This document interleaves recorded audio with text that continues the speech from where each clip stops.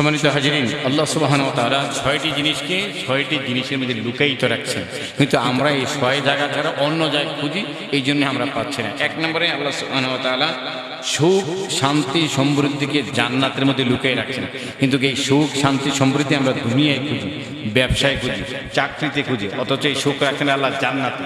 ওইখানে আমরা জান্নাতে সুখ করব, দুনিয়াতে একটু নামাজ, রোজা, তেলাওয়াত, জিকির, আজকার, ইবাদত, বন্দেগী করবে, দুঃখ কামাই করে নেব, জান্নাতে সুখ কামাই করব।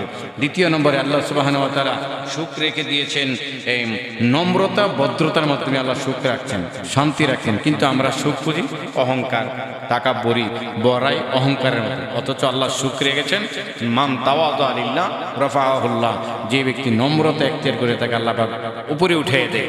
তৃতীয় নম্বরে আল্লাহ সুবহানাহু ওয়া তাআলা সুখ রেখেছেন ইবাদত বন্দেগীর মধ্যে, শেষ রাতের ইবাদতের মধ্যে, কিন্তু আমরা সুখ খুঁজেছি নেতার কাছে, বড় দরের কাছে, শিল্পপতির কাছে সুখ খুঁজেছি, অথচ আল্লাহ পাক সুবহানাহু ওয়া তাআলা সুখ শান্তি রেখেছেন রাতের ইবাদতের মধ্যে। চতুর্থ নম্বরে আল্লাহ সুবহানাহু ওয়া তাআলা ইবাদত মজা রেখেছেন দরিদ্রতার মধ্যে, কিন্তু আমরা মজা খুঁজতেছি বড় লোকের মধ্যে, ধন সম্পদের মধ্যে। আল্লাহ সুবহানাহু ওয়া তাআলা ক্ষমতার মাধ্যমে মজা স্বাদ রাখে নাই, দরিদ্রতার ভিতরে মজা রেখেছে। পঞ্চম নম্বরে আমরা আল্লাহ সুবহানাহু ওয়া তাআলা সুখ রেখেছেন অভাব অনটনের ভিতরে, কিন্তু আমরা সুখ খুঁজেছি ধনীর মাধ্যমে, ধনীর মধ্যে সুখ নেই, গরিব দরিদ্রতার ভিতরে আল্লাহ সুবহানাহু ওয়া তাআলা সুখ রেখে দিয়েছেন।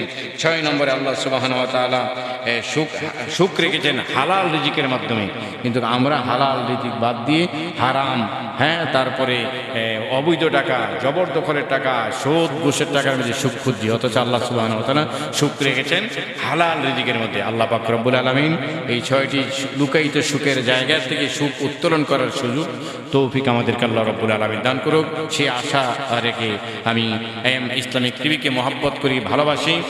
আপনারা পরবর্তী ভিডিও পেতে এম ইসলামিক মিডিয়া ক্লিক করবেন, ইনশাআল্লাহ বিস্তারিত পেয়ে যাবেন ইনশাআল্লাহ।